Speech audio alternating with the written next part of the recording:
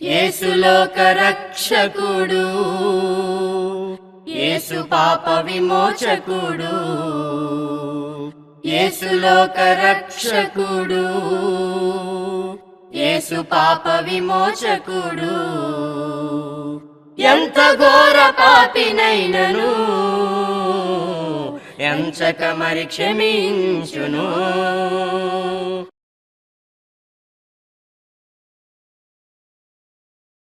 ప్రభునందు ప్రియమైనటువంటి ప్రియ సోదరి సహోదరులకు యేసుక్రీస్తు వారి నామములో నా వందనాలు తెలియజేస్తూ ఉన్నాను. దేవుని యొక్క మహాదయని బట్టి, కృపను బట్టి ఈ ప్రత్యేకమైనటువంటి కార్యక్రమాల ద్వారా దేవుని గూర్చినటువంటి సంగతులు నేర్చుకోవడానికి, వినుటకు దేవుడు మనకు అనుగ్రహిస్తున్నటువంటి సమయాన్ని బట్టి దేవునికి నేను కృతజ్ఞతలు, స్తోత్రాలు చెల్లిస్తూ ఉన్నాను. అలా ప్రేమతో ఈ కార్యక్రమానికి మీకు ఆహ్వానాన్ని తెలియజేస్తూ ఉన్నాను. నా ప్రియమైనటువంటి వాళ్ళారా, ఈ ఆత్మీయ జీవితమైనటువంటి ఈ పరిచర్య ద్వారా, దైవ సంబంధమైన సంగతుల ద్వారా ఆత్మీయంగా మీ ఆత్మల రక్షణార్థమై ఉండాలని ప్రేమతో ఈ కార్యక్రమాలను మేము అందిస్తూ ఉన్నాం. ఈ ప్రత్యేకమైన సమయంలో దేవుని గూర్చినటువంటి కొన్ని సంగతులు మనము ఆలోచన చేద్దాం. దేవుణ్ణి నమ్మడం ఎంత ప్రాముఖ్యమో దేవుని గురించి తెలుసుకోవడం కూడా అంతే ప్రాముఖ్యము. దేవుడు అర్థం కాకుండా, దేవుని యొక్క ఉద్దేశాలు అర్థం కాకుండా మనము దేవుణ్ణి వెంబడించినప్పుడు కూడా అది నిష్ప్రయోజనం అయిపోతుంది. కాబట్టి పౌలు అనేకమైన సందర్భాల్లో సంఘాలకు వ్రాసినటువంటి పత్రికలు ఆయన అంటాడు, నేను వ్యర్థముగా పరిగెత్తున్నానేమో, నా ప్రయాస అంతా వ్యర్థమైపోతుందేమో, నేనెంతో ప్రయాసపడి మీకు దేవుని యొక్క మాటలు అందిస్తుంటే వాటిని మీరు ఎలాగా స్వీకరిస్తున్నారు, వాటిని మీరు అర్థం చేసుకుంటున్నారా లేదా, లేకపోతే నేను పడినటువంటి కష్టమంతా కూడా వ్యర్థమైపోద్దని పౌలు యొక్క ఆవేదన ఆయన రాసినటువంటి పత్రికల్లో మనం చూస్తాం. అంటే ఖచ్చితంగా చెప్పబడుతున్నటువంటి మాటలు నిష్ప్రయోజనం కాకూడదు, వ్యర్థము కాకూడదు. ఆ మాటలు ఉన్నటువంటి భావాన్ని దేవుని పిల్లలైనటువంటి వారు అర్థం చేసుకుని ఆ రీతిగా జీవించాలి. కాబట్టి మనం దేవుణ్ణి నమ్మడం ఎంత ప్రాముఖ్యమో ఆయన గూర్చినటువంటి సంగతులు తెలుసుకోవడం కూడా అంతే ప్రాముఖ్యము.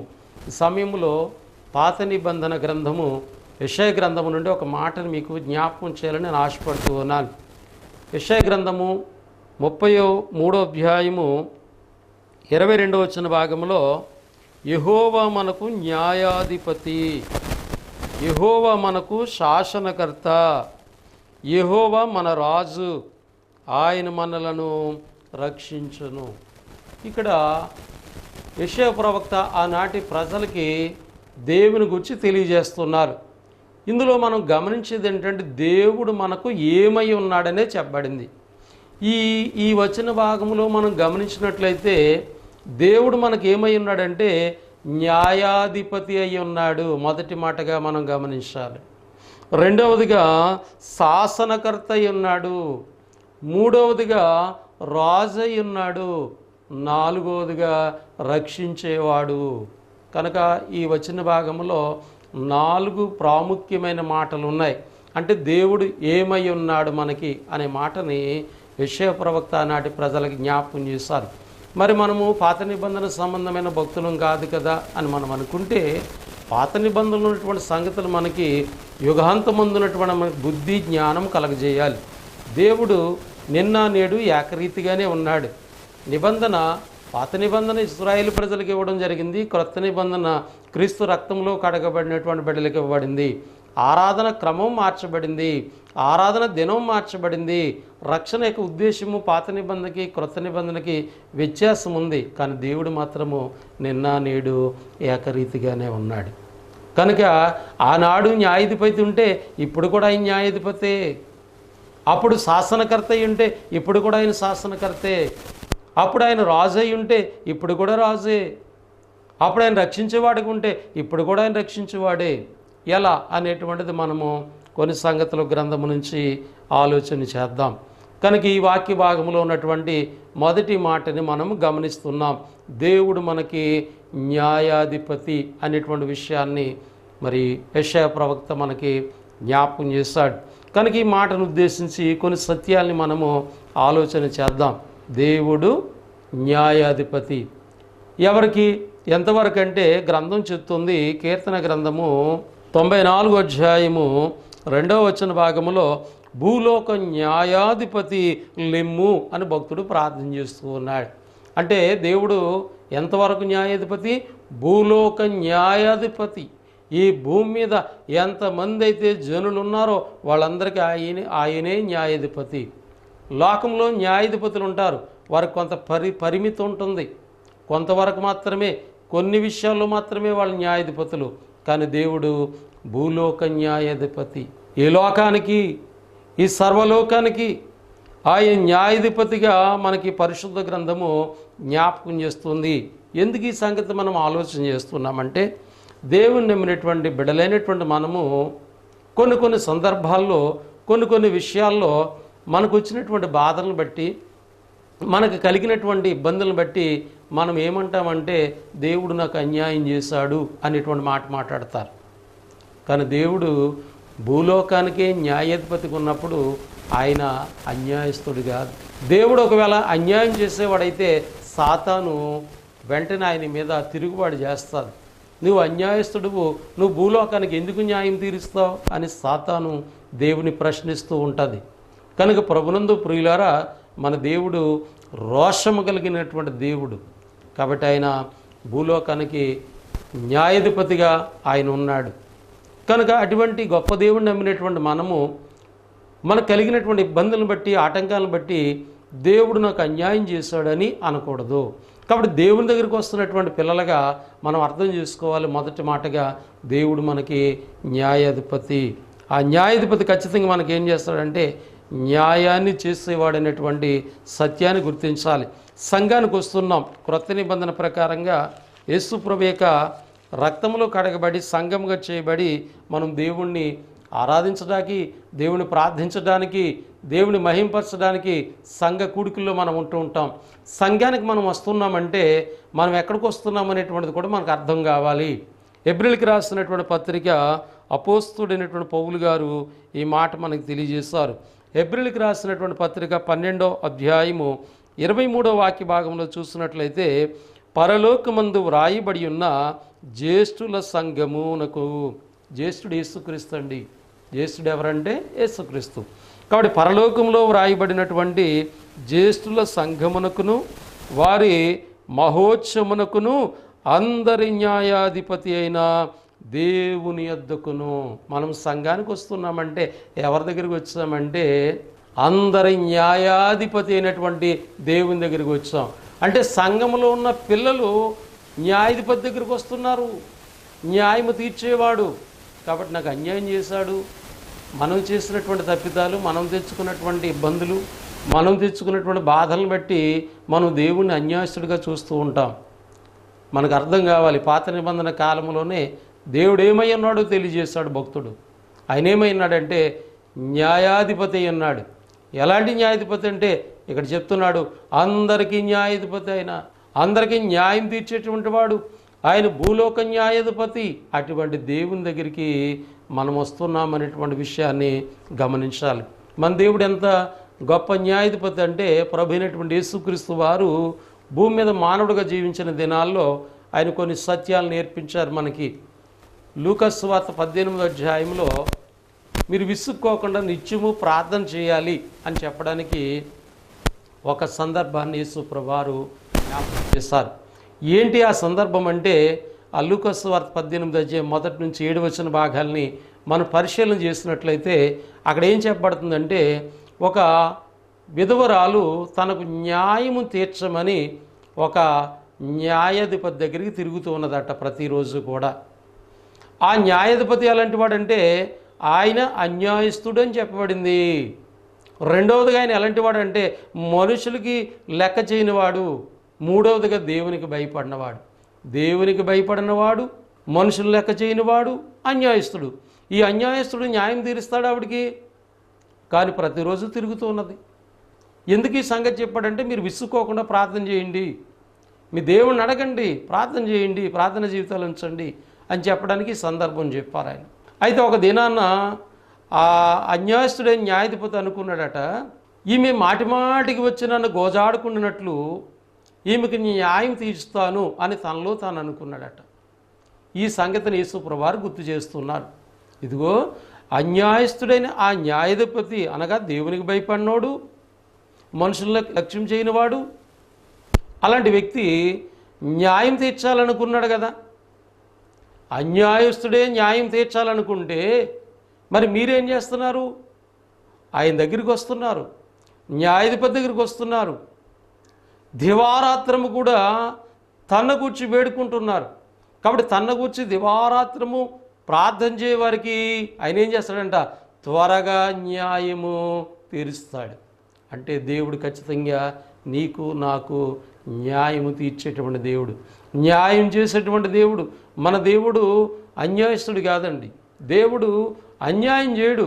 గ్రంథం చెప్తుంది, యోబు గ్రంథము 34వ అధ్యాయము 10వ వచన భాగం చూసినట్లయితే, లోకములో మానవుడు జ్ఞానాన్ని సంపాదించుకున్నాడు, కానీ దేవుని గురించి అర్థం కావట్లే. కాబట్టి ఇక్కడ చెప్తున్నాడు భక్తుడు, విజ్ఞానము గల మనుషులారా నా మాట ఆలకించుడి, దేవుడు అన్యాయము చేయుట అసంభవము. దేవుడు ఏం చేయడు? అన్యాయము చేయడు. సర్వశక్తుడు దుష్కార్యము చేయుట అసంభవము. కాబట్టి దేవుడు అన్యాయం చేయడు. ఎందుకంటే ఆయన అన్యాయస్తుడు కాదు, ఆయన దుష్కార్యం చేయడు, ఆయన చెడ్డవాడు కాదు. నరుల క్రియలకు తగినట్టుగా ఫలము ఆయన వారికి ఇచ్చును. నరులు వారు చేసినటువంటి క్రియలకి తగినట్టుగానే ఫలాన్ని ఆయనకి ఇస్తాడు. అందరికీ వారి వారి మార్గములను బట్టి వారికి ఫలమిచ్చును. దేవుడు ఏమాత్రము దుష్కార్యము చేయడు, సర్వశక్తుడు న్యాయము తప్పడు. ఇది దేవుని గురించి గ్రంథం మనకు నేర్పిస్తున్నటువంటి సత్యము. కాబట్టి దేవుడు ఏం కాదు? అన్యాయస్తుడు కాదు, అన్యాయం చేయడు, అసంభవం.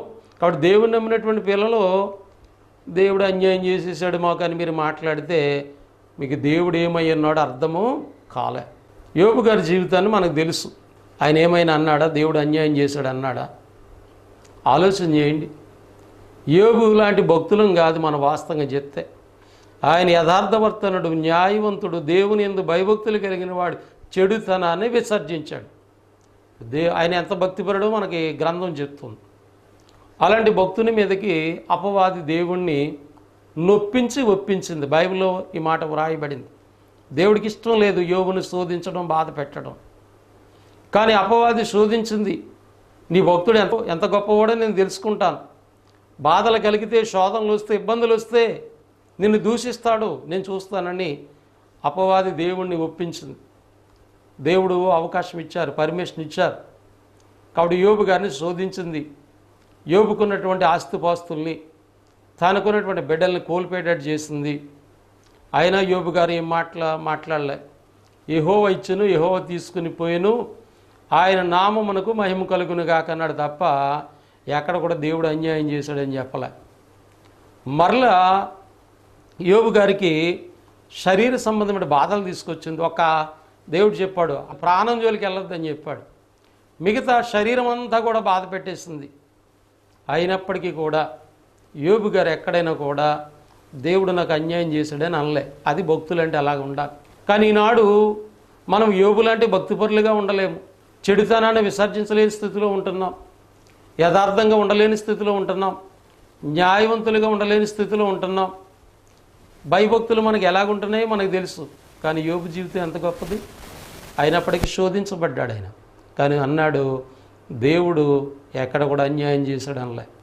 తన భార్య వచ్చి బాధ పెడుతుంటే, తన భార్య వచ్చి దేవుని దూషించి మరణం కమ్మని చెప్తుంటే, దేవుని వల్ల మనం మేలే కాదు కీడు కూడా అనుభవింపతగమా? దేవుడు మనల్ని ఈ లోకంలో ఏర్పాటు చేసుకున్నాడు. దేవుని పిల్లలుగా మేలు పొందాలి, అవసరమైతే దేవుని బట్టి కీడు కూడా వచ్చినా కూడా సహించుకోవాలి. అది దేవుని పిల్లల యొక్క గుణ లక్షణాలు కలిగి ఉండాలి అని చెప్పి దేవుడు మహింపరిచాడు. మళ్ళా ఆ శోధనలన్నీ కూడా జయించాడు. ఎంతైతే కోల్పోయాడో దానికి రెట్టింపు యోబు గారు పోగొట్టుకున్న దాన్ని పొందుకున్నట్టుగా మనం చూస్తూ ఉంటాం. ఇక్కడ నేను మీకు జ్ఞాపకం చేస్తున్న మాట, అంత భక్తుడే దేవుడు అన్యాయం చేశాడని చెప్పలేదు కదా.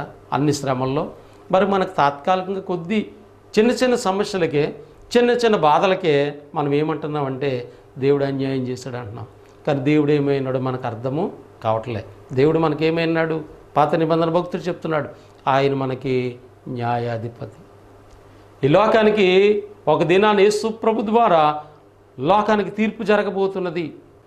మానవుడు శరీరంతో చేసినటువంటి ప్రతి అది మంచైనా చెడ్డైనా కూడా క్రీస్తు న్యాయపీఠం ఎదుట నిలబడవలసినటువంటి అవసరం ఉన్నదనేటువంటి విషయాన్ని గ్రంథం తెలియజేస్తుంది.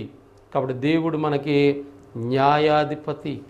ఆ న్యాయాధిపతి ప్రతివాని వాకట నిలిచి ఉన్నాడని దైవ గ్రంథం మనకు జ్ఞాపకం చేస్తుంది. ఎందుకని? నీకు న్యాయము తీర్చాలని. యాకోబు పత్రిక 5వ అధ్యాయము 9వ వచన భాగంలో, సహోదరులారా, మీరు తీర్పు పొందకుండు నిమిత్తము ఒకని మీద ఒకడు సనుగుకుడి. ఇదిగో న్యాయాధిపతి ప్రతి వాకట నిలిచి ఉన్నాడు. ప్రతి వాకట అంటే మన ఇంటి ఎదురని అర్థం కాదు. నీ హృదయం అనేటువంటి వాకట దగ్గర ఆయన నిలిచి ఉన్నాడు. కాబట్టి ఎలాంటి న్యాయాధిపతి ఆలోచన చేయండి. లోకంలో న్యాయాధిపతులు ఎలాగుంటారు? ఆ స్థలానికి వెళ్తేనే వాళ్ళకు ఉన్నటువంటి ఎవిడెన్స్ని బట్టే వాళ్ళు తీర్పు తీరుస్తారు. కానీ ఈయన భూలోక న్యాయాధిపతి, సర్వలోకానికి న్యాయాధిపతి, అందరి న్యాయాధిపతి. సంఘానికి ఎవరైతే వస్తున్నారో అక్కడ ఉన్నాడు ఆయన. కాబట్టి నీ హృదయాన్ని, నీ ఆలోచనలు, నీ తలంపులను చూస్తున్నాడు. నీ శ్రమల్లో, నీ ఇబ్బందుల్లో కూడా దేవుని మీద ఆనుకుని నువ్వు ఎలా జీవిస్తున్నావో, నేను ఎలా జీవిస్తున్నానో మనల్ని గమనిస్తున్నటువంటి దేవుడు. కనుక దేవుడు మనకేమై ఉన్నాడని మనం అర్థం చేసుకోవాలంటే ఆయన న్యాయాధిపతి. ఆయన ఏం చేయడు? అన్యాయము చేయడు. అన్యాయం చేస్తే దేవుడు ఎలాగవుతాడు? ఆయన దేవుళ్ళో అన్యాయం ఉండదు, న్యాయంగానే ఉంటుంది. ఇంకా బైబిల్ చెప్తుందండి ఆయన ఎంత గొప్ప న్యాయాధిపతి అంటే, సామెతల గ్రంథము 18వ అధ్యాయం 5వ వచన భాగంలో మనకు నేర్పిస్తున్నాడు దేవుడు ఎలా ఉండాలంటే, తీర్పు తీర్చుటలో భక్తిహీనులు ఎలా పక్షపాతము చూపుటయు, నీతిమంతులకు న్యాయము తప్పించుటయు క్రమము కాదు. దేవుడు ఆలోచన చూడండి. తీర్పు తీర్చినప్పుడు ఆడి భక్తిహీనుడైన వాడి పక్షాన పక్షపాతం చూపకూడదండి. అలాగే నీతిమంతులకి ఏం చేయకూడదు? న్యాయాన్ని తప్పించకూడదు. అంటే నీతిమంతులకి న్యాయం ఖచ్చితంగా జరగాలి. మరి భక్తిహీనులకి ఏంటి? పక్షపాతం చూపకూడదు. వీడు భక్తిహీనుడని అంటే ఉదాహరణకు అర్థం అవడం చెప్తాను. మనం యేసుప్రభుని నమ్ముకున్నాం, ఎవరికైనా తీర్పు తీర్చమన్నారనుకో, మనం తీర్పు తీర్చకూడదు, మన తీర్పు తీర్చేవాడు ఒక ఆయన ఉన్నాడు. ఎవరికైనా తీర్పు తీర్చమన్నారనుకో, నమ్ముకున్న వాళ్ళకు తీర్పు, నమ్ముకున్న వాళ్ళకు తీర్పు తీర్చకూడదు. మన తీర్పు ఎలాగ ఉండాలి? న్యాయంగానే ఉండాలి. దేవుడు ఏం చెప్పాడు? ఈ లోకాన్ని కలగజేశాడు, లోకంలో మానవుని శ్రేష్టమైనవాడిగా చేశాడు, మానవుడికి జీవాన్ని ఊపినిచ్చి బ్రతికింపజేస్తున్నాడు. మానవుడు పాపంలో పడితే మానవుని యొక్క పాప పరిహారం కొరకు తన కుమారుడైనటువంటి యేసుక్రీస్తుని లోకాన్ని పంపించాడు. మానవులందరి పాపాలు ఆయన మీద మోపాడు, ఆయన శిక్ష విధించాడు, సిలువలో చనిపోయాడు, సమాధి చేయబడ్డాడు, తిరిగి 3వ దినాలు లేచాడు. మానవులందరి యొక్క పాపాలకు పరిహార మార్గాన్ని చెప్పారు. కాబట్టి మానవుడు యేసుప్రభుని గుర్తించి తెలుసుకుని వారి పాపాల క్షమాపణ కొరకు క్రీస్తులో బాప్తిసం పొందాలని దేవుడు నిర్ణయించాడు. ఈ నిర్ణయానికి ఎవరైతే లోబడరో అప్పుడు చెప్తున్నాడు, నమ్మి బాప్తిసం పొందినవాడు రక్షింపబడును, నమ్మని వానికి శిక్ష.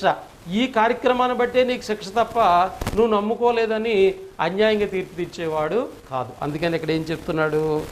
తీర్పు తీర్చుటలో భక్తిహీనుడి ఎడల పక్షపాతం చూప. రెండో మాట చూద్దాం. రెండవ సంగతి ఏంటంటే, దేవుడు మనకి ఏమై ఉన్నాడంటే శాసనకర్త, అంటే చట్టాన్ని ఇచ్చేవాడు ఆయన. దేవుడు ఏమైనాడు? చట్టాన్ని ఇచ్చేవాడు. శాసనం అంటే చట్టం. కాబట్టి లోకంలో మనకి చట్టం ఉంది, మనకు ఒక రాజ్యాంగం ఉంది, చట్టాలు ఉన్నాయి. దీన్ని మనం గౌరవించాలి. ఈ లోకంలో ఈ చట్టమునకు ఎవరైనా వ్యతిరేకంగా ప్రవర్తిస్తే ఆ చట్టాన్ని బట్టి ఏముంటుందంటే శిక్ష ఉంటుంది. అలాగే దైవ సంబంధంగా మనం ఆలోచన చేస్తే దేవుని పిల్లలైనటువంటి వారికి ఒక చట్టాన్ని దేవుడు ఇస్తాడు. పాత నిబంధనలో ఇశ్రాయేలుకి ధర్మశాస్త్రం అనేటువంటి ఒక చట్టాన్ని ఇచ్చాడు దేవుడు. ఆ చట్టంలో ఏముంటాయంటే ఆజ్ఞలు ఉంటాయి, విధులు ఉంటాయి. కాబట్టి ఆ చట్టాన్ని కనుక వాళ్ళు గౌరవించకపోతే, ఆ చట్టమునకు వాళ్ళు లోబడి జీవించకపోతే శిక్ష పడుతుంది. ఎందుకని? దేవుడు శాసనకర్త. దేవుడు ఇచ్చినటువంటి శాసనమును అనగా ఆయన చట్టమును ఎదిరించడానికి ఎవరికి అవకాశము లేదు. కాబట్టి శాసనం అనే దాంట్లో ఏముంటాయి అనేటువంటి విషయాన్ని మీకు అంటే దేవుని శాసనకర్త అయి ఉన్నాడు కదా, ఆ శాసనమును మనం గమనించాలి. వాటిని మనము అనుసరించాలి. కాబట్టి శాసనం అనే మాటలు మనకి గ్రంథం ఏం చెప్తుందంటే ద్వితీయోపదేశకాండము 6వ అధ్యాయము 17వ భాగంలో శాసనం అనే దాంట్లో ఏముంటాయనేటువంటిది మనం ఆలోచన చేస్తున్నాం. మీ దేవుడైన యెహోవా ఆజ్ఞలను అనగా ఆయన నీకు నియమించిన శాసనములను కట్టడలను జాగ్రత్తగా ఆచరించాలి.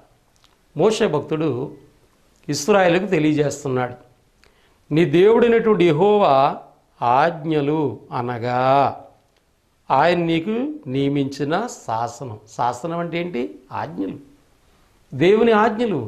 అలాగే ఆయన ఇచ్చినటువంటి విధులు, కట్టడలను జాగ్రత్తగా మీరు గమనించాలి అని చెప్పబడుతుంది. ప్రారంభంలో దేవుడు ఈ ఆజ్ఞలు ఏది శాసనములు ఎక్కడిచ్చాడంటే 2 రాతి పలకల మీద వాళ్ళకి ఇవ్వడం జరిగింది. దేవుడు వాళ్ళకి ఈ శాసనము కలిగినటువంటి 2 రాతి పలకల మీద శాసనాలు ఇచ్చాడు. మోషే సీనాయి కొండ మీదకి వెళ్ళడం, 40 దినాలు దేవునితో ఉండటం, దేవుడు 10 ఆజ్ఞలు ఇచ్చాడు.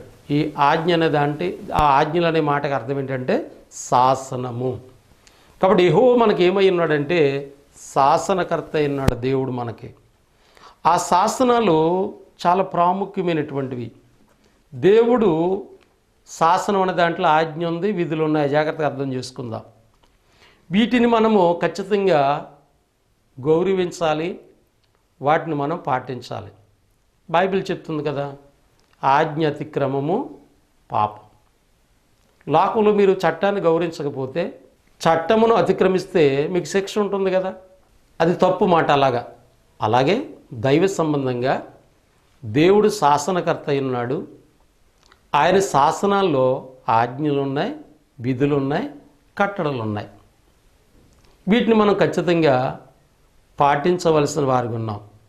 దేవుడు ఎందుకు ఇచ్చాడు? ఎందుకు ఆయన ఈ యొక్క ఆజ్ఞలు లేదా శాసనాలని దేవుడు మనకిస్తున్నాడు? మీరు గమనించాలి. దేవుడు మనకి ఏదైనా ఒక ఆజ్ఞ కానీ ఒక కట్టడి కానీ ఇచ్చాడంటే అందులో ఒకటి దేవునికి మహిమ, తన పిల్లలకి మేలు జరుగుద్దండి. ఖచ్చితంగా దేవుడు ఆ ఉద్దేశంతో ఇస్తాడనేటువంటి సత్యాన్ని గుర్తించాలి. కీర్తన గ్రంథము 111వ అధ్యాయం 10వ భాగంలో యెహోవా యందలి భయము జ్ఞానమునకు మూలము, ఆయన శాసనములు అనుసరించి వారందరూ మంచి వివేకము గలవారు. దేవుని శాసనాలు ఏమిస్తాయంటే మనకి మంచి వివేకం ఇస్తాయంటండి. వివేకం ఏం చేస్తుంది? మనిషిని మంచి చెడ్డలను తెలియజేస్తుంది. వివేకం ఏం చేస్తుంది? దేవుని తెలుసుకునేలాగా చేస్తుంది. అంటే శాసనాన్ని కనుక ఇవ్వకపోతే, ఆజ్ఞలు కనుక ఇవ్వకపోతే దేవుని తెలుసుకునే అవకాశం లేదు. అసలు వాస్తవంగా దేవుడు ఆకాశం నుండి ఏం పరిశీలిస్తున్నాడని గ్రంథం చెప్తుందంటే, మీరు కీర్తన గ్రంథం 14:2 కానీ కీర్తన గ్రంథం 53:2 కానీ ఈ 2 చోట్ల కూడా వ్రాయబడింది ఈ మాట. మీరు గమనిస్తే వివేకము కలిగి దేవుని వెతుకువారు కలరేమో అని దేవుడు ఆకాశం నరుల్ని పరిశీలిస్తున్నాడు. దేవుడికి ఎవరు కావాలంటండి?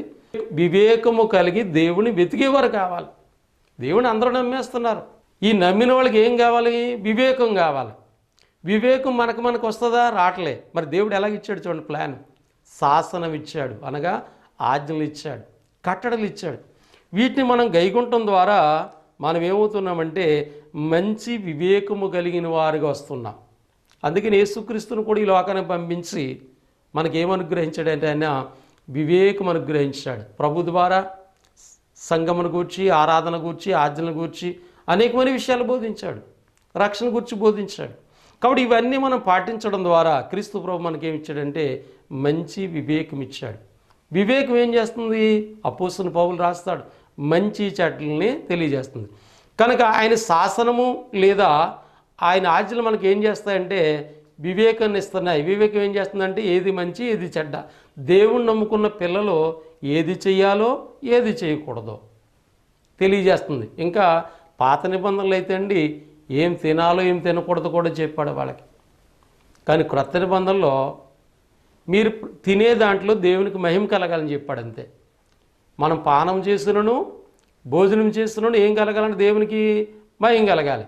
మరి చెడు కార్యాలు చేస్తున్నారనుకోండి, అంటే త్రాగుడు తాగుతున్నారనుకోండి, దేవునికి మహిమ కలుగుద్ది? అందులోని కలగదు. అంటే దేవుని నమ్ముకున్న పిల్లలు త్రాగుడు తాగుతున్నారంటే వాళ్ళకి ఏమి లేదు? వివేకము లేదు. వివేకం లేదంటే దాని అర్థం ఏంటి? దేవుని యొక్క శాసనం నమ్మట్లేదు వాళ్ళు.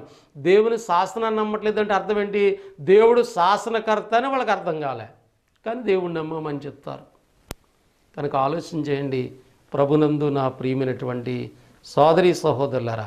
వివేకమును గురించి లేదా ఈ శాసనము గురించి పరిశుద్ధ గ్రంథంలో ఎన్నో సంగతులు దేవుడు వ్రాయించాడు. నాకున్న సమయాన్ని బట్టి కొన్ని విషయాలు మీకు ముందు ఉంచడానికి నేను ప్రయత్నం చేస్తూ ఉన్నాను. కీర్తన గ్రంథము 119వ అధ్యాయము 36వ వచన భాగంలో ఒక భక్తుడు ప్రార్థన చేస్తున్నాడు. ఏమని చేస్తున్నాడు ఆయన? లోకము తట్టు కాక నీ శాసనముల తట్టు నా హృదయమును త్రిప్పుము. దేవుడు సహాయం కోరుతున్నాడండి ఆయన. దేవా, లోకము తట్టు కాక, నీ లోకం వైపు చూస్తే నేనేం చేస్తాను? నీ శాసనాలు మర్చిపోతాను. నువ్వు న్యాయాధిపతిని మర్చిపోతాను నేను. కనుక లోకము తట్టు కాక నీ శాసనము తట్టు నా హృదయమును త్రిప్పుము. నా హృదయం మోసకరమైంది, నన్ను మోసం చేస్తుంది. కాబట్టి నా హృదయాన్ని నీ శాసనాల వైపు త్రిప్పుము. అప్పుడు నాకు మంచి వివేకం దొరుకుతుంది. నిన్ను వెంబడిస్తాను, నిన్ను తెలుసుకుంటాను, నీ కొరకు జీవిస్తాను, నీ ఆజ్ఞలను పాటిస్తాను, నిన్ను మహింపరుస్తానని భక్తుని యొక్క ప్రార్థన యొక్క ఉద్దేశంగా మనకు గ్రంథం తెలియజేస్తుంది.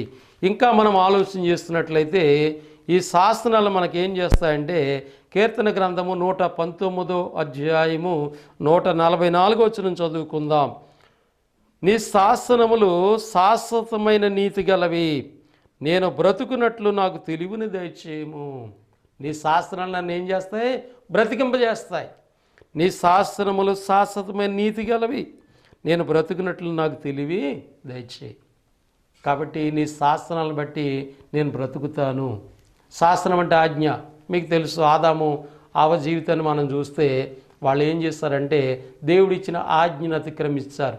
ఆజ్ఞ అతిక్రమము పాపం. పాపం వల్ల ఏమొచ్చింది? వాళ్ళకి మరణం వచ్చింది. అంటే ఆత్మ సంబంధంగా చనిపోయారు. అంటే దేవుడు నాకు శాసనకర్త అని మనకు అర్థం కాకపోతే, ఆయన శాసనాల్ని మనం అర్థం చేసుకోకపోతే మనం ఏమవుతామంటే దేవుళ్ళో ఆత్మీయంగా చనిపోతాం, దేవుళ్ళో బ్రతకలేం. కాబట్టి మీరైనా నేనైనా దేవుళ్ళో బ్రతకాలంటే మొదటిగా మనం అర్థం చేసుకోవాలి. దేవుని యొక్క శాసనములను మనము అర్థం చేసుకుని వాటిని అనుసరించాలి. తద్వారా మనం దేవుళ్ళో బ్రతుకుతామనేటువంటి విషయాన్ని గ్రంథం తెలియజేస్తుంది. కనుక దేవుడు ఏమైనాడు అనే విషయాన్ని మీకు తెలియజేస్తాను. ఈ సంగతులను జాగ్రత్తగా అర్థం చేసుకుని మీరు దేవుడిని అర్థం చేసుకుని ఆ విధంగా జీవిస్తారని, ఆయన ప్రేమకు పాత్రలుగా ఉంటారని, ఆయన రాజ్యం అనే సంఘములో ఆయన రాజుగా కలిగి ఆయన రక్షణ ద్వారా మీరు కొనసాగుతూ ప్రభు రెండో రాకడికి సిద్ధపడతారని ప్రేమతో మాటలు తెలియజేస్తూ ముగిస్తూ ఉన్నాను. మీ అందరికీ నా వందనములు. పరిశుద్ధుడైన మా తండ్రి, ఇదిగోనైనా దేవుడు మాకేమైనాడనేటువంటి వాక్య భాగాల నుంచి కొన్ని సంగతులు గమనిస్తున్నాం. చెప్పబడినటువంటి మాటలు నిష్ప్రయోజనం కాకుండా బిడ్డలందరి జీవితంలో నెరవేరినట్లు మీరు సహాయం చేయండి. మమ్మల్ని పరిపాలించిన నాయకులు, అధికారులు, మా దేశ రాష్ట్ర ప్రజలను బట్టి, మా స్థానిక సంఘాలు, సహకారులు, ఆర్థికంగా ప్రోత్సహించిన బిడ్డలు, పరిచయం చేసిన వారిని, ఈ యొక్క కార్యక్రమాల కొరకు ఎవరైతే ప్రోత్సహిస్తున్న అట్టి బిడ్డలను బట్టి, ఏ ప్రాంతాల్లో మాటలు వినబడుతున్నాయో అట్టి వారిని కూడా మీకు జ్ఞాపకం చేసుకుని మీ కృపని కాపుదల్ని వారందరూ పెంచుతారు నమ్ముచు యేసుక్రీస్తు నామములో ఈ ప్రార్థన అడిగి వేడుకొనిచున్నాము తండ్రి. ఆమెన్. మీ అందరికీ వందనములు. దేవుడి మిమ్మల్ని, మీ కుటుంబాలను దీవించి ఆశీర్వదించునుగాక. ఆమెన్.